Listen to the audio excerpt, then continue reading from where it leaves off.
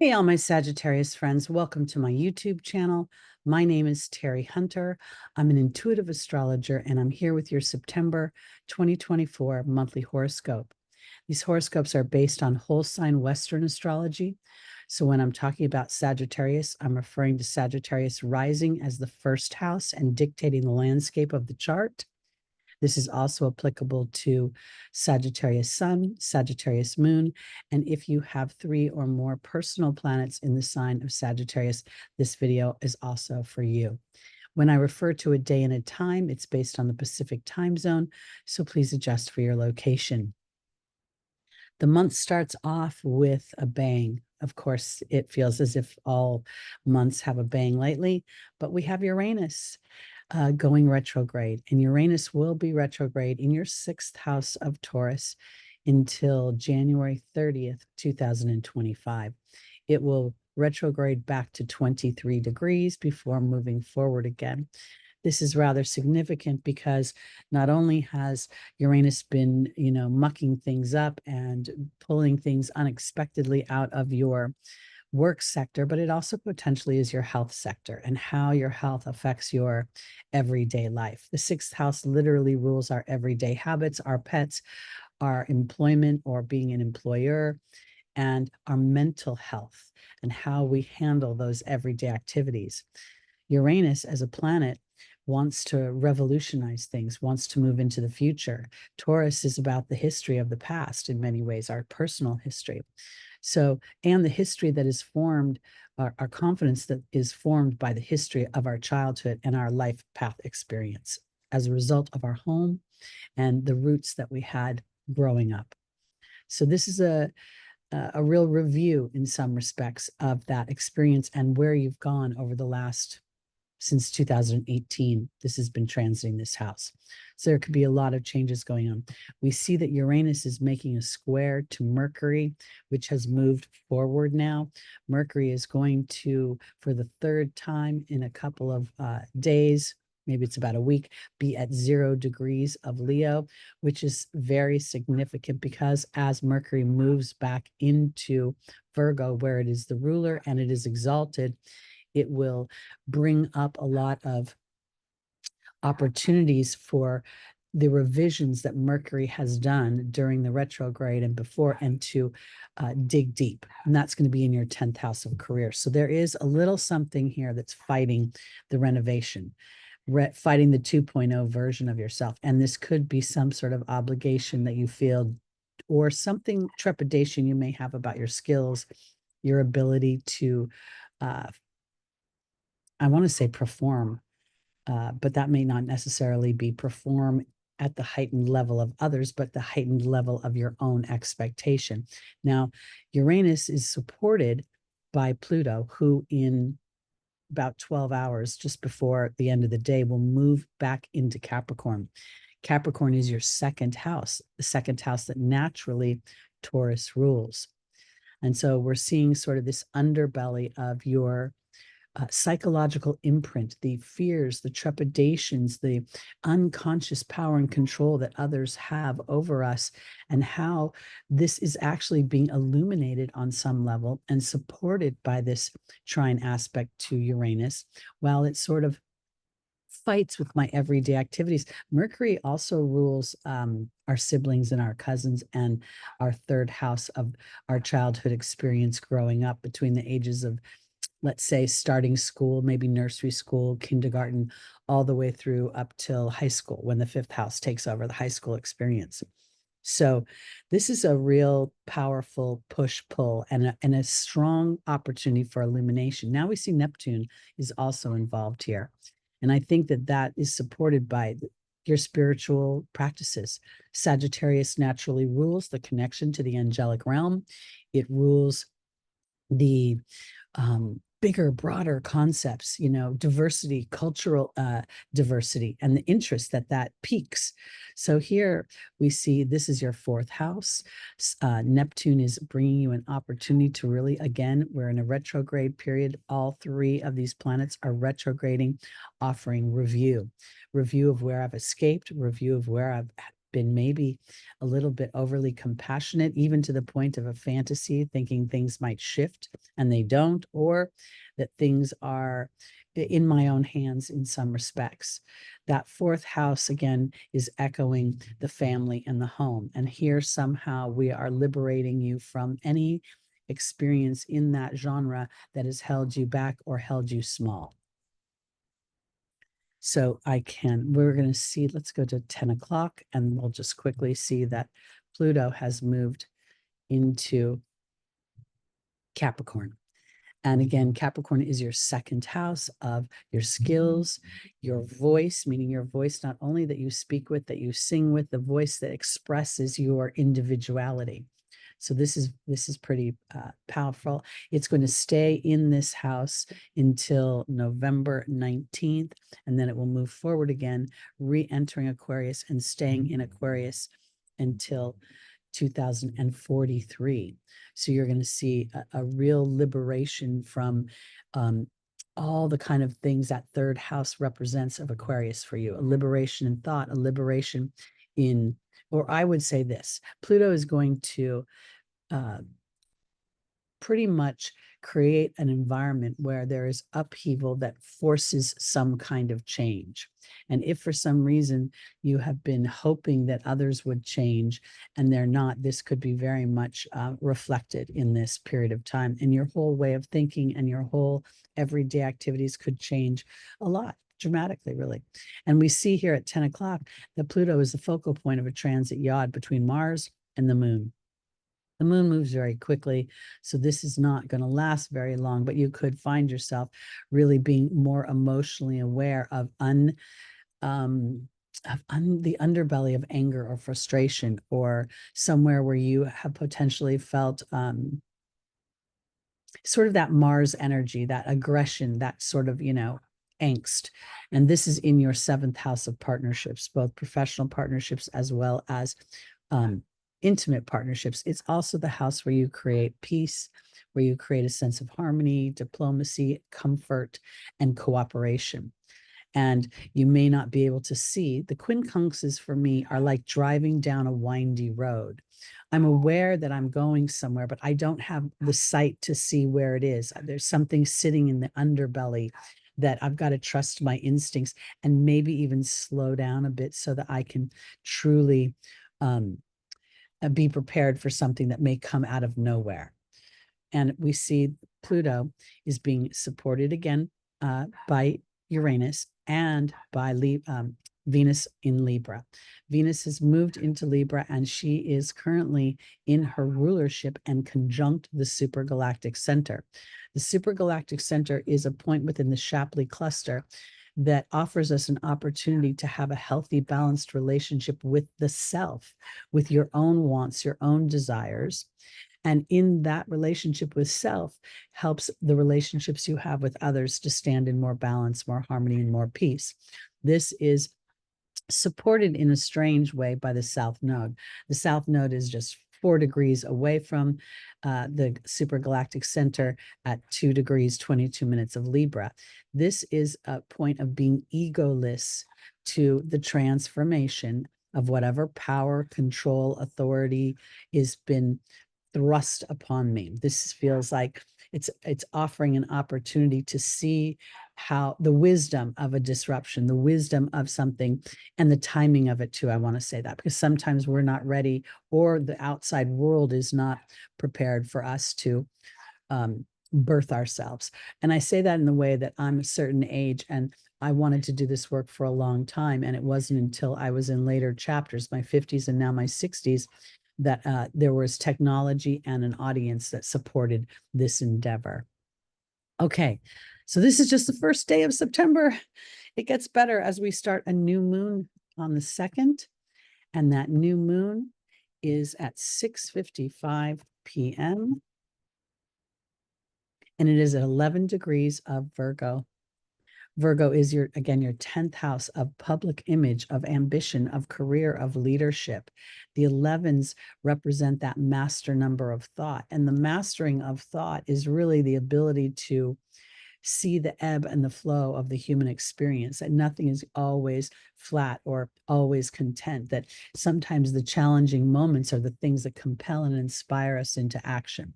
So the sun and the moon have come together in the sign of Virgo to create something new, something sustainable within the earth plane, something solid that I can hold in my hand, walk under my feet.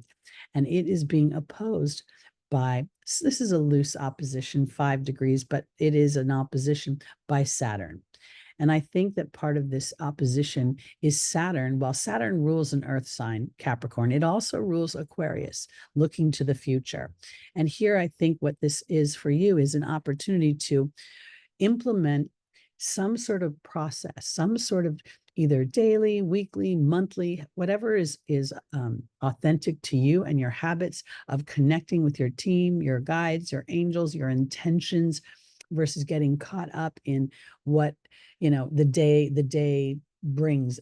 I feel like this is an opportunity to really open up a space within your home, your hearth, your family, to birth a more authentic version of you out in the world. If we see Pisces as your 4th house of home, it's your roots. So this would be developing strong roots, a strong sense of your intuitiveness. Cancer's intuitive, it's nurturing, it's healing. It naturally rules the 4th house. And it's naturally complementary to the Pisces energy. So while Saturn is not always considered in favor here in Pisces, this retrograde is offering an opportunity about what is my daily practice? Do I pray daily? Do I show gratitude daily? Do I set intentions? And this new moon is an opportunity to set intentions and to be aware of the mental process. And part of that awareness is to be aware of where your thoughts might get in your way of your dreams. And this is evidenced by Mercury's continuing square, growing square to to Uranus. This square is a tension between future thoughts, genius thoughts, and everyday thoughts, and the everyday activities that rule those. Mercury rules, yes, the people that we grew up with, our siblings, our cousins, but it also rules our teammates, our workmates, the people who drive on the roadways with us, the people at the supermarket, the people in the school line, when I'm picking my kids up. It really encompasses a lot of those everyday things that we do without real consciousness or intention.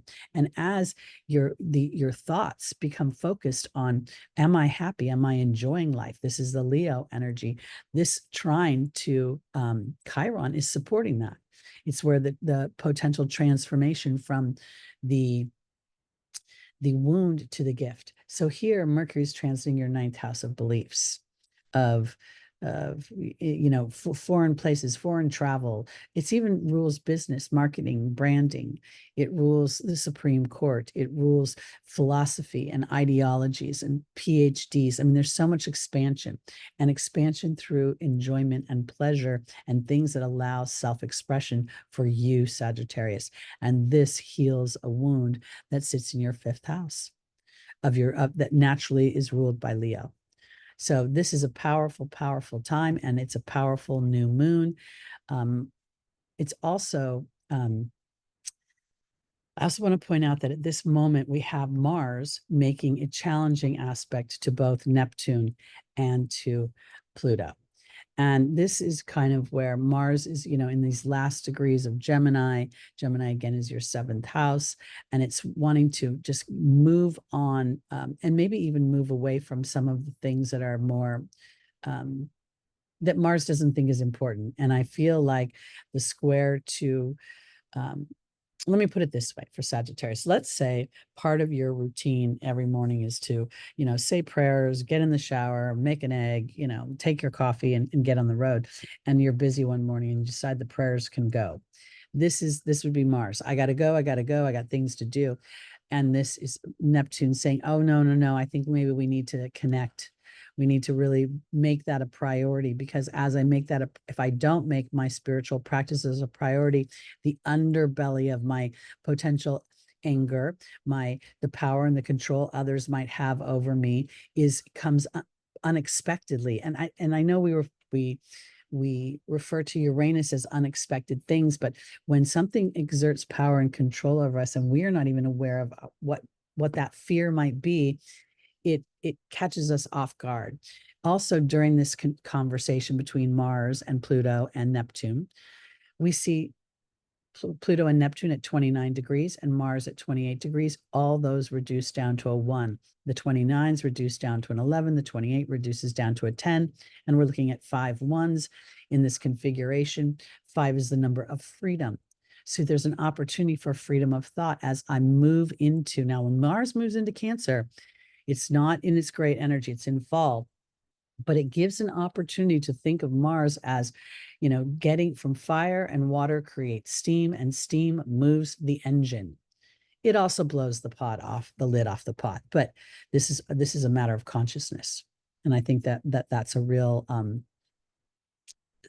sticking point, because those that aren't standing in consciousness will have a moment, and those that are may feel empowered by this dynamic.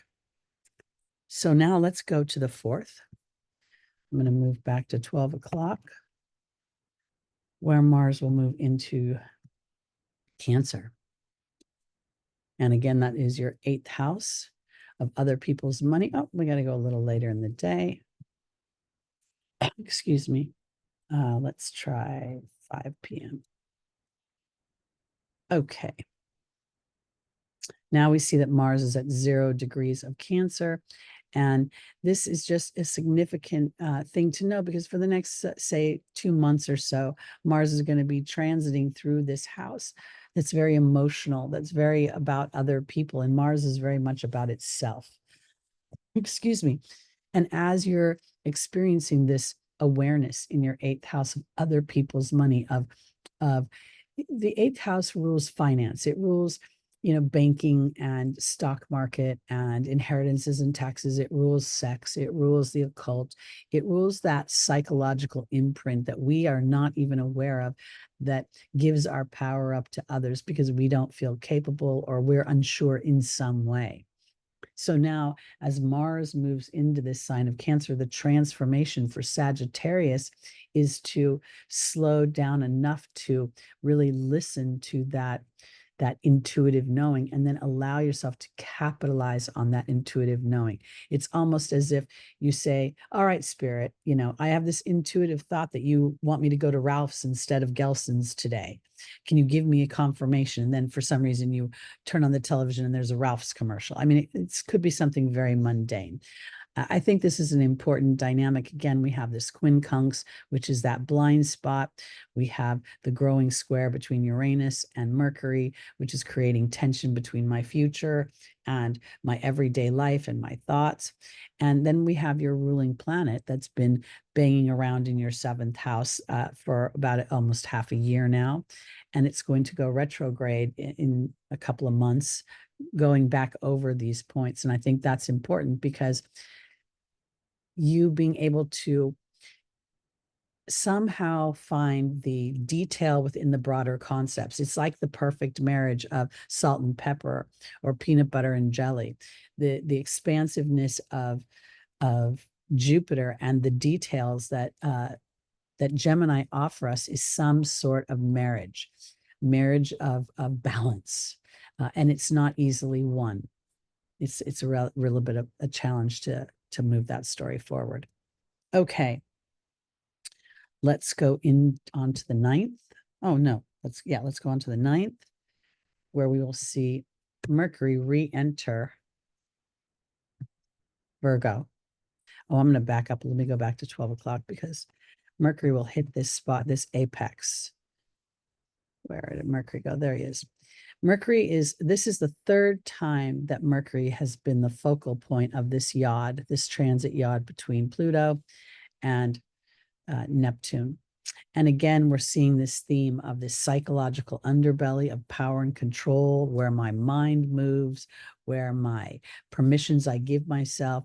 Am I escaping? Am I seeing fog? Am I not seeing fog? Am I being delusional and believing in something that has never shown me physical evidence of its manifestation or its true possibilities? Because here, as Mercury enters Virgo, it not only enters its rulership, it enters exaltation. So Mercury is most powerful, even more so than in Gemini, when it is in Virgo, because it's processing. and it's analyzing and it's assessing. And I think it's assessing the things that Pluto and Neptune are offering it. And we see that this, while it's making a square to the moon, moving into your first house, this is about a day this will be in your first house, but it's also making this continued square to Uranus. So this is again the genius versus the monkey mind, and the sextile to Mars right now is, will I be brave enough to go into that emotional body, to trust that intuitiveness? You know, Mercury in Virgo is not intuitive at all. It wants to look at 3D world things and analyze them in a practical, logical way. And really the universe here, this earth plane, is not mastered through what we see. And if we go to science, we know that the human eyesight is one of the most limited eyesights of all the animals that inhabit this planet. So we are best served to go into the inner knowing, the inner eye. And this is the focal point of tension, of an unseen corner that I'm turning, and parts of my mind that I was unaware of, and that will come to the surface as we progress. All right, speaking of progressing, let's go to, well, let me click off of Mercury. Let's go to the 17th, where we have our first eclipse of the second eclipse season of the year. This is at 25 degrees Pisces, and it happens at 7:34 p.m. Pacific time. Eclipses are fated events, and they're events that basically the soul has contracted to walk through the landscape. That's what the fated event is. And then the choices made as you walk through that landscape determine and bring up and create potentials for the future. We see that the sun is here at 25 degrees of Virgo in an opposition to the moon, who is conjunct Neptune retrograde. I think this is really powerful because the 7:25 reduces down to the 7. 7 is the seventh house of Libra. Again, balance, harmony, diplomacy, a sense of meaning to the ebb and the flow and the ups and the downs. And this is two things. This illumination could be where I'm escaping, or where there have been things going on in my fourth house home that just maybe they work for me, maybe they don't work for me. I think it really depends upon the choices that you've been making. We see beautiful aspects between Uranus and Pluto to the sun, and the moon is making sextile aspects to those two planets. So there are favorable aspects through this illumination. And it may be also that a sense of your creativity gets, or the creative aspects inside of you start to flourish, start to grow. Your mind starts to feel a sense of opening. And the opening is not maybe about implementing in the material world, but rather allowing yourself to sort of find your voice, find your rhythm within your creative endeavors, and how important that is to your overall well-being on a regular basis. Virgo is your 10th house, Pisces is your 4th house. And so this could also in some way illuminate, potentially, because of all the awareness and all the being present in the moment, there could be an accolade or an opportunity that shows up as a result of this eclipse. And it may not happen on the day of the eclipse, but maybe within the next 6 months, you see something happen where your creativity and your emotional rawness, which is something that we don't necessarily associate with Sagittarius, because Sagittarius is so accepting in some respects that we don't, and sees things from such a larger picture, that I don't necessarily associate it with challenging emotions. And yet, you know, you are a human. So I think that if you've had any challenges in feeling worthy within the home, if you've even, this could even potentially, if you are of childbearing years and you want to birth a child or bring a child into the world, this could illuminate something. The 10th house is a house of public status. So when someone goes from being single to married, that's a change in status that everybody sees. When you go from being childless or having, say, one child to 1 or 2 children, again, change in status. The moon represents motherhood, and Neptune represents receptivity in many ways. So there could be this dream of wanting to birth something that comes from your your emotional body, your intuitive body, your maternal body, your healing body, and this is illuminating a path potentially, and the path could be to follow your heart versus following your knowledge. That's the little shadow side of Sagittarius, is it's so well educated and so well traveled that it tends to be in its lower vibration a bit of a know-it-all. And when you have the South Node in Sagittarius, they'll say that you've lived up on the mountaintop, looking down into the valley where the little people live. And that Gemini North Node is about experiencing everyday life. So here, this is an opportunity to see that maybe, you have inadvertently been thinking that, somewhere you're up on the mountain, and getting down in the valley will help facilitate your dreams to come true in a more tangible way. I hope that made sense and I didn't seem to run off too far. I also want to comment that Venus is making a quincunx to this moon. While it is not technically in a quincunx to Neptune right now, this could potentially indicate that you can't see your talent. That you're not standing in a validation that could, and there could be an opportunity, because Venus is in favor to Jupiter here, that through your willingness to dig deep and go past the fear, past any trepidation, past any, feeling where other people could judge you even, again, that Capricorn energy is a little bit tough. It represents old structures, and that's again in your second house of skills. So there may be a bit of a tense moment here, but it feels a little bit like if you bet on yourself, on your intuitive self and your creative self, you could find something that manifests over the next 6 months or so that validates that moment. But it isn't easy. In fact, none of these moments are easy right now. It feels like it is really a call for awareness and to gamble a bit on the self. And if I put the intention into it, if I put the right amount of verbal, vibrational alignment and affirmation into a situation I want to experience, I can create it. So let me give you an example. I am a harmoniously wealthy human. I am a harmoniously wealthy human. That covers peace, it covers your resources, and basically covers your happiness, and it puts it in the present. That is the spiritual ritual, the spiritual structure that Saturn is looking for in your fourth house of home, and will be supported by this moon moving forward in your experiences. Okay. Because Libra is all about, Libra is about harmony, yes, but Venus is about your skills, about your voice, about your talent, about your talents and gifts creatively, about your partnerships. So she really does play a big role here in this 11th house of your hopes and your dreams and your reach across a world stage, potentially, because it rules the World Wide Web. All right, so now we go to the 22nd. I'm going to move back to 12 o'clock. And the sun will have moved into Libra. The sun in Libra is considered in fall. The sun is naturally exalted in the sign of Aries, the self. It rules Leo, which is all about self-expression. And here the sun has to be in a cooperative component in a relationship of some kind. And for me, as the sun approaches the supergalactic center, it is the focal point is my relationship with myself as I project myself out onto the world stage. And everywhere we go, everywhere we drive, everywhere we engage in on these internet platforms, we are on a world stage of some kind.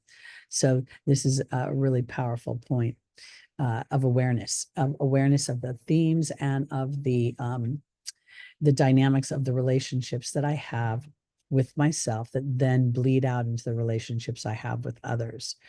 We see that Venus is about to move into the next day or 2 days from now. She's going to move into Scorpio, where she is in detriment. Detriment is where you basically feel like a little bit out of control. There's a feeling of being uncomfortable, a lack of ease. And that's as Venus moves into Scorpio, the focus becomes very much about how other people control her. She can be a little bit jealous. She can be a little bit, she can just be a little intense here. And I want to offer it this way because when we look at the sun in fall in Libra, that's where you don't feel listened to, or you don't feel respected, or you don't feel you're being taken seriously. When we look at Venus moving into Scorpio, there's a feeling of the sense of self is not in control. So again, the sun is our projection out into the world. And then Venus is very much our self-confidence. So she may not be feeling as confident here. And this is further indicated by her quincunx to Neptune and her square and a half to Saturn and her square to Pluto.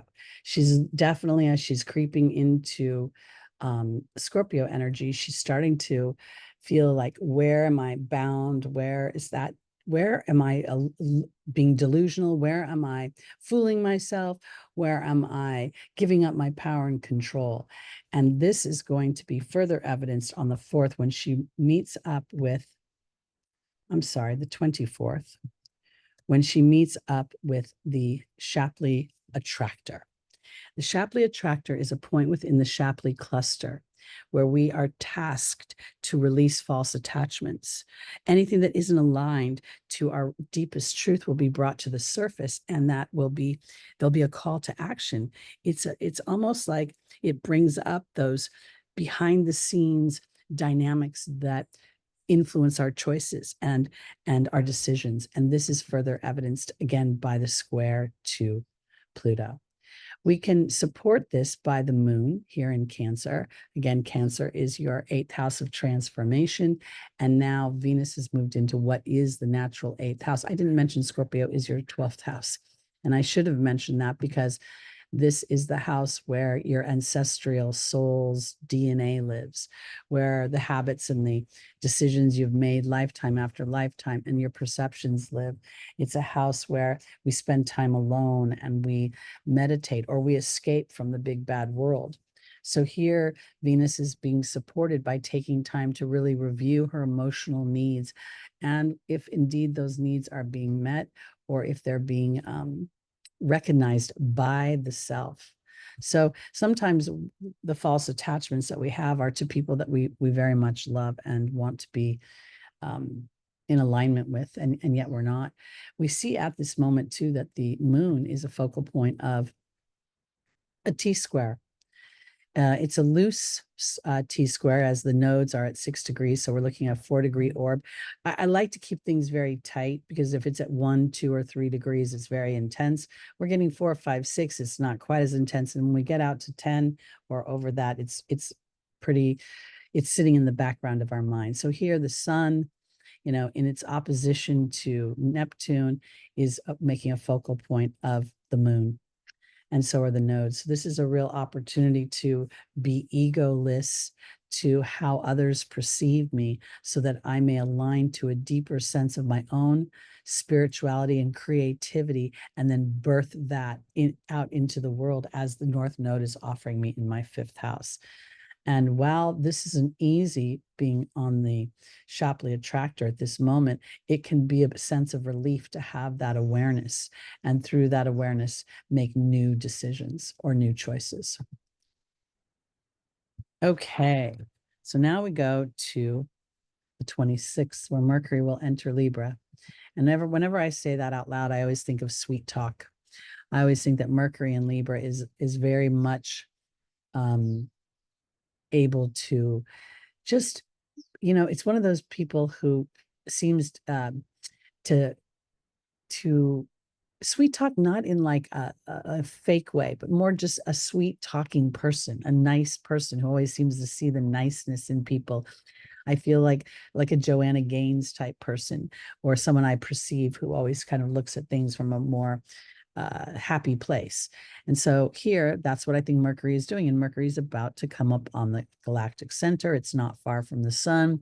So this conversation is continuing about how I shine my light out into the world. How do I, express myself on the internet, on the World Wide Web, like those social groups that I interact with that support the bigger vision of what I want to experience. We also see that our hopes and our dreams that we nurture over time live within the 11th house. It takes us into the future and how the future can be. So I think this is an opportunity to have a conversation that, while it requires a sense of me being willing to release things that don't serve the bigger vision, we can also see an incorporation and a spiritual wisdom to that release, in whatever form it may take. Okay, let's go now to the 30th. And we see that the month ends with Mercury and Venus in a conjunction. Mercury is always very close to the sun, so it's used to the heat. But here there's a fusion of my mind, my everyday activities, and my sense of self.